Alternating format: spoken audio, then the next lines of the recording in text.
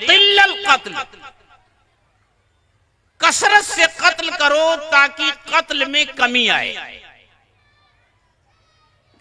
ये उनके जुमले थे। कुरान ने इसी मजमून को बयान किया है। उलमा बैठे हैं, वो जानते हैं। कुरान कहता है वफ़िल क़िसास हयातुन या उलिल अलबाब। इसी तरह एक मशहूर वाक़या है, अभी ज्यादा जमाना नहीं गुजरा, अल्लामा तंतावी रहमतुल्लाह अलैह जिनकी जवाहिरुल कुरान नाम की एक तफसीर है, जिसके बारे में हजरत अल्लामा अनवर शाह कश्मीरी रहमतुल्लाह अलैह फरमाया करते थे कि उसमें सब कुछ है सिवाय तफसीर के। वो बड़े रोशन ख्याल आलिम समझे जाते थे। वो फ्रांस तशरीफ ले गए तो वहां जो मुस्तशरिकीन थे वो उनके पास आए और उनसे पूछा कि क्या तुम भी ये कहते हो कि कुरान जैसी कोई किताब नहीं लिखी जा सकती, या उसकी एक सूरत जैसी कोई सूरत नहीं बनाई जा सकती, या उसकी एक आयत जैसी कोई आयत नहीं बनाई जा सकती? तो अल्लामा तंतावी रहमतुल्लाह अलैह ने फरमाया आओ अभी इम्तिहान हो जाता है। मेरा भी यही अकीदा है कि कुरान तो लाजवाब चीज है, उस जैसी कोई किताब इंसान लिख ही नहीं सकता। फरमाया मैं तुम्हें एक मजमून देता हूं, तुम सब अरबी जुबान की नजाकतों से, उसकी बारीकियों से वाकिफ हो। मैं एक मजमून देता हूं, उसके लिए तुम जुमले बनाओ। जैसे जुमले बना सकते हो कि जहन्नम बहुत वसी है, जहन्नम बहुत बड़ी है, जहन्नम बहुत वसी है। अब सब सर जोड़कर बैठे तो कहा इन्न जहन्नम लवसिया व इन्न जहन्नम लफसीहा, मुख्तलिफ सिफतें ला करके उसको बढ़ाया। अल्लामा तंतावी रहमतुल्लाह अलैह ने कहा कि भाई हो गया, जहन्नम की उसात, उसकी लंबाई और चौड़ाई बयान कर चुके।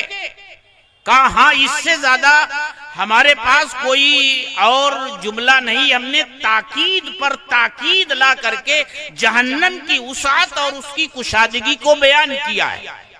तो फरमाया अब मैं कुरान की वो आयत पढ़ता हूं जिसमें जहन्नम की वुसात को बयान किया गया है, उसको एक तरफ रखो और अपने तमाम जुमले एक तरफ रखो और ये बताओ कि क्या उसके मुकाबले में उस माना को तुम्हारे ये जुमले अदा कर सकते हैं। फिर अल्लामा तंतावी रहमतुल्लाह अलैह ने कुरान की आयत पढ़ी कि जब जहन्नमियों को जहन्नम में डाला जा चुकेगा, उनको भी डाला जा चुकेगा, और जिनकी वो परस्तिश करते थे बुतों की, माबूदाने बातिल की, उनके साथ उनको भी डाला जा चुका होगा। सब कुछ डाला जा चुका होगा। तो फिर अल्लाह तबारक व तआला जहन्नम से पूछेंगे हलीम तलाती, जहन्नम बता क्या तू भर गई? व तक़ूलु हल मिन मज़ीद, जहन्नम कहेगा क्या और भी कुछ है? जब ये सुना उन लोगों ने तो अपनी रानें पीट ली और कहा कि तुम सच कहते हो, कुरान जैसी कोई आयत और कोई जुमला नहीं बनाया जा सकता है। तो ये अपने अल्फाज के एतबार से भी मौजज़ा है, अपनी तरकीब के एतबार से भी मौजज़ा है, अपने उसलूब के एतबार से भी मौजज़ा है। मेरे भाइयों उलमा बैठे हैं, अहले इल्म जानते हैं कि उसलूब की एक किस्म खिताबी होती है, एक अदबी होती है, एक इल्मी होती है। एक खतीब जब खिताब के लिए खड़ा होता है तो उसका अंदाज और होता है, और एक अदीब जब लिखता है तो उसके लिखने का अंदाज और होता है। कोई इल्मी मकाला लिखा जाता है तो उसका अंदाज और होता है। लेकिन कुरान करीम का ये एजाज है कि आयत एक ही है लेकिन उसमें खिताबी उस्लूब भी है, उसमें अदबी उस्लूब भी है और उसमें इल्मी उस्लूब भी है। तीनों उस्लूबों को एक साथ जमा करके कोई एक जुमला या एक कलाम बनाना इंसान के बस की बात नहीं, ये अल्लाह का ही कलाम है। इसी तरह कुरान करीम अपने नज्म के एतबार से भी मौजज़ा है। कुरान करीम ने जो पेशीन गोइयां की हैं, उन पेशीन गोइयों के एतबार से भी कुरान करीम मौजज़ा है। सिर्फ एक बात कह करके अपनी गुफ्तगू खत्म करता हूं। जब सूरह रूम नाजिल हुई, ये वक्त था जब रूमियों और ईरानियों में जंग चल रही थी और रूमी मगलूब हो चुके थे। ईरानी लश्कर कुस्तुनतुनिया को अपने मुहासरे में ले चुका था और मशरिक़े वुस्ता से रूमियों को निकाल बाहर किया था। उस वक्त दुनिया में बज़ाहिर असबाब कोई ये यकीन करने के लिए तैयार नहीं था कि चंद सालों के बाद ये पासा पलटेगा, ईरानी मगलूब होंगे और रूमी गालिब आएंगे। उस मौके पर कुरान कहता है अलिफ लाम मीम गुलिबतिर रूम फी अदनल अर्द मिन बादी गलबिहिम सयगलिबून। कुरान कहता है रूमी मगलूब हो गए करीबी जमीन में, तुम्हारे करीब, लेकिन मगलूब हो जाने के बाद फिर वो गालिब आएंगे।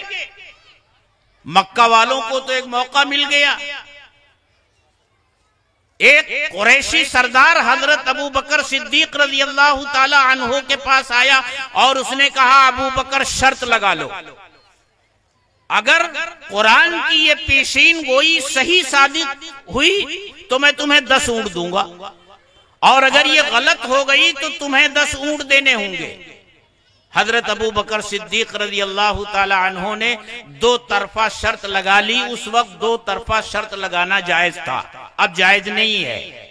अल्लाह के रसूल सल्लल्लाहु अलैहि वसल्लम की खिदमत में आए और ये वाक़या अर्ज किया तो अल्लाह के रसूल सल्लल्लाहु अलैहि वसल्लम ने इरशाद फरमाया अबू बकर, कुरान ने बिज़अ का लफ्ज इस्तेमाल किया है और बिज़अ का लफ्ज जो है 3 से लेकर 9 तक के आदत पर बोला जाता है। तुम जाओ बजाय 3 साल के 9 साल की मुद्दत तय कर लो और ये जो ऊंट 10 हैं इनकी तादाद बढ़ा करके 100 कर दो और उससे ये कहो कि 9 साल के अंदर अगर रूमी गालिब नहीं आए तो मैं तुम्हें 100 ऊंट दूंगा और अगर रूमी गालिब आ गए तो तुम्हें 100 ऊंट देने पड़ेंगे। ये शर्त हो गई तरफैन से। और ठीक उस दिन जिस दिन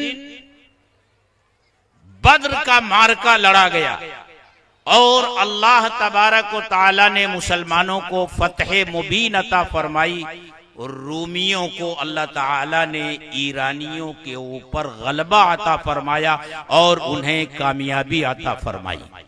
तो पेशीन गोइयां जो कुरान ने की हैं वो बिल्कुल हर्फ बहर्फ सादिक आई। अल्लाह के रसूल सल्लल्लाहु अलैहि वसल्लम जब मक्का से निकल रहे थे तो हर शख्स को अपना वतन अजीज होता है। मक्का से निकलने के बाद एक मौके पर आपने कहा था मक्का तू मुझे सारी दुनिया से ज्यादा अजीज है, मैं तुझे हरगिज न छोड़ता, लेकिन क्या करूं तेरे रहने वाले मुझे रहने नहीं दे रहे। और जब गारे सौर से निकल करके आप मदीना के रास्ते पर चले हैं और जोहफा पहुंचे हैं जहां से मक्का का रास्ता आता है, तो आप वहां खड़े होकर मक्का की तरफ देखने लगे।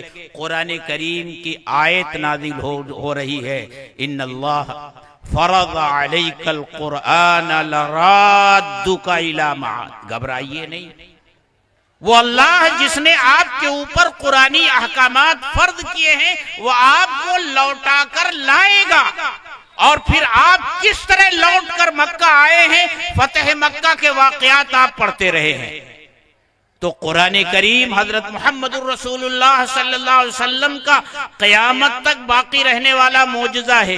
और उसके एजाज का एक पहलू ये भी है, ये छोटे छोटे बच्चे अपने मासूम सीनों में 30 पारे को महफूज कर लेते हैं, ये भी कुरान करीम का एजाज है। वरना एक मुख्तसर सी किताब याद करना कितना मुश्किल होता है, वो उससे हम सब वाकिफ हैं। ये भी कुरान करीम का मेरे दोस्तों एजाज है।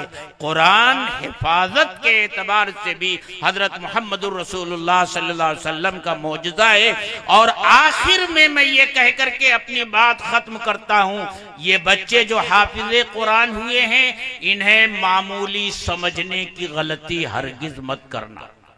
इन्हें जिसने मामूली समझा उसने अल्लाह की किताब की तौहीन की।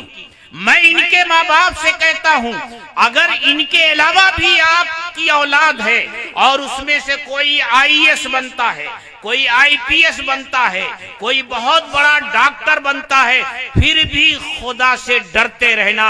उन बच्चों को इस बच्चे पर फजीलत और फौकियत मत देना, वरना कुरान की तौहीन करने वालों के साथ तुम्हारा नाम लिखा जाएगा और मैदान महशर में तुम्हारा हश्र उन लोगों के साथ होगा जो कुरान करीम की तौहीन करते हैं। और ये बच्चे यूं ही हाफिज नहीं हो गए, अल्लाह ने इनका इंतखाब किया है, इन्हें मुंतखब किया है अपनी किताब की हिफाजत के लिए, इनके सीनों को अपने कलाम के हिफाजत के लिए अल्लाह ने इन्हें मुंतखब किया है। इस सिलसिले में एक वाकया मैं हमेशा सुनाता हूँ। हजरत खानपुरी दामद बरकातुहुम ने जो बयान किया है, अपने मवाइद में कहा है कि वो एक मर्तबा अफ्रीका के एक मशहूर मुल्क माले तशरीफ ले गए।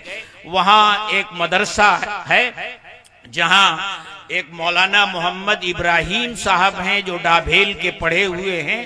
हजरत से उनसे वाकया बयान फरमाया कि हजरत, एक दिन मैं दरसगाह में बैठकर बच्चों को पढ़ा रहा था। वहां का मकामी बच्चा छोटा सा काला कलूटा और लिबास उसके जिस्म पर सिर्फ एक चड्डी और गर्दो गुबार में अटा हुआ दरसगाह के दरवाजे पर आया और अपनी जुबान में कुछ कहने लगा। मैं तो जुबान समझ नहीं रहा था, लेकिन दरसगाह में कुछ बच्चे थे जो उसकी जुबान समझ रहे थे। मैंने उनको भेजा कि जाओ देखो क्या कह रहा है। उन बच्चों ने आकर बताया, हजरत ये कह रहा है कि क्या आप मुझे भी पढ़ाएंगे। मैंने उसको बुलाया, फिर बच्चों के साथ उसको भेजा, उसको नहलाया धुलाया, नए कपड़े दिलवाए और वो मेरे पास पढ़ने लगा। पढ़ने में बहुत होशियार था, ज़हीन था, बहुत तेजी के साथ उसने हिफ्ज करना शुरू किया। गरीब बच्चा था, मैं उसकी हौसला अफजाई के लिए, जेब खर्च के लिए उसको कुछ अपने पास से दे दिया करता था। एक दिन मैं हॉस्टल की तरफ, जहां इन बच्चों का क़याम था, रिहाइश थी, उस तरफ ये देखने के लिए गया कि बच्चे क्या कर रहे हैं। तो मैंने देखा कि ये बच्चा अपने हाथ में ट्रांजिस्टर लिए हुए है और गाना सुन रहा है। मुझको बहुत गुस्सा आया, मैंने उसके हाथ से ट्रांजिस्टर छीना और जमीन पर पटक दिया। वो टूट गया और बहुत डांटा। वो घबराकर मदरसे से भाग गया। मैं समझा भाग गया है, वक्ती तौर से वापस आ जाएगा, लेकिन 3 दिन हो गए वो बच्चा वापस नहीं आया। फिर मैंने मालूम करना शुरू किया कि उसका घर कहाँ है, किस गांव में रहता है। मुझको बताया गया ये पहाड़ी इलाका जो है, पहाड़ के दामन में एक छोटी सी बस्ती है, वहां का रहने वाला है और वहां तक कोई सड़क नहीं जाती, पैदल ही वहां तक जाया जा सकता है। फरमाते हैं कि मैंने अपने कुछ साथियों को अपने साथ लिया और पैदल चल करके 2-4 मील के फासले पर वो गांव था, उस गांव में गया तो वो बच्चा मुझे मिल गया। मैंने उसको समझाया, उसकी समझ में बात आई और उसको लेकर मदरसे में आ गया। उसने पढ़ना शुरू किया, हाफिज हो गया। फिर उस मदरसे का सालाना जलसा जैसे यहाँ हो रहा है, सालाना जलसा, और बच्चों के सरों पर दस्तार बांधनी थी। उस मदरसे के सरपरस्त उस मुल्क के एक वजीर और मिनिस्टर जो मुसलमान थे, इब्राहिम उनका भी नाम था, वो भी जलसे में शरीक थे। जब बच्चों का नाम पुकारा जाने लगा और बच्चों के नाम के साथ साथ उनके बाप का नाम भी पुकारा जाने लगा, एक बात मैं यहीं रुक करके और आपसे कहता हूं, आमतौर से हमारे मदरसे के लोग बच्चों का नाम तो पुकारते हैं लेकिन बाप का नाम नहीं पुकारते, जबकि होना ये चाहिए कि ऐसे मौके पर बच्चों के नाम के साथ साथ उनके बाप का नाम भी लें। बल्कि मैं तो मदरसे वालों से ये कहा करता हूं कि उनके बाप को भी बुलाएं, उनका भी एजाज करें, उनका भी इकराम करें। जब अल्लाह इन बच्चों की वजह से इनके वालिदैन का क़यामत में एजाज फरमाएंगे तो आए मदरसे वालों, तुम क्यों नहीं इनके वालिदैन का एजाज इस दुनिया में करते हो? बच्चों का एजाज करते हो तो वालिदैन का भी एजाज करो। वो जलसा हो रहा था, बच्चों का नाम पुकारा जाने लगा। उस बच्चे का नाम जब पुकारा गया, फला इब्ने फला, तो स्टेज पर जो वजीर साहब थे ये सुनकर और उस बच्चे को देखकर रोने लगे और आवाज के साथ रोने लगे, चीखें निकल गईं। पूरा मजमा उनकी तरफ मुतवज्जो हो गया कि या अल्लाह, इनको क्या हो गया, ये क्यों रो रहे हैं?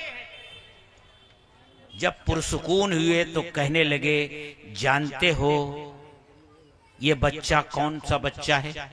ये मेरे गांव का रहने वाला है। जब ये पैदा हुआ था तो इसकी मां का ज़हनी तवाज़ुन ठीक नहीं था। ये पैदा हुआ और इसकी मां ने इसको उठा करके कचरे की कुंडी में लाकर फेंक दिया। ये रोने लगा तो मोहल्ले के लोग जमा हो गए कि कचरे की कुंडी में कोई नौज़ायदा बच्चा पड़ा हुआ है। मैं भी अपने घर पर मौजूद था, मेरे कानों तक आवाज आई, मैं भी पहुंचा तो देखा वाकई एक नौज़ायदा बच्चा कचरे की कुंडी में पड़ा रो रहा है। मैंने कागज वगैरह मंगवाया, उसमें लपेटकर इसको अस्पताल पहुंचाया। ये वो बच्चा है जो कचरे की कुंडी में मिला हुआ था और आज मैं देख रहा हूं कि इसके सीने में अल्लाह का कलाम महफूज है और इसके सर पर दस्तार बांधी जा रही है। मुझे इस पर रोना आ रहा है कि अल्लाह, ये तेरी शान है, तेरी कुदरत है कि अपने कलाम की हिफाजत के लिए तू कहां कहां से लोगों को उठाता है और कैसे कैसे मकाम तक पहुंचाता है। इसलिए मेरे भाइयों, ये बच्चे जो बैठे हुए हैं ये महज इत्तेफाक से हाफिज़े कुरान नहीं हुए हैं। अल्लाह के काम में इत्तेफाक नाम की कोई चीज नहीं है। कोई काम इस दुनिया में अल्लाह के इरादे और उसकी मशीयत के बगैर नहीं होता। जब अल्लाह ने इन्हें इंतखाब कर लिया है तो अल्लाह के इंतखाब में गलती भी नहीं हो सकती। हम इंसान हैं, हमारा इल्म कम, तजर्बा कम, हम किसी को अच्छा समझकर मुंतखब कर लें, बाद में वो गलत निकल सकता है। और हम अपनी आंखों से देखते हैं हुकूमतें अपने कारोबार को चलाने के लिए IAS IPS ऑफिसरान का इंतखाब करती हैं, लेकिन उसमें से कुछ नालायक भी निकल जाते हैं। बजाय अमनो अमान कायम करने के बदअमनी पैदा करते हैं, फसाद पैदा करते हैं, रिश्वत लेते हैं, मुल्क के निजाम को सुधारने के बजाय उसमें खलल पैदा करते हैं।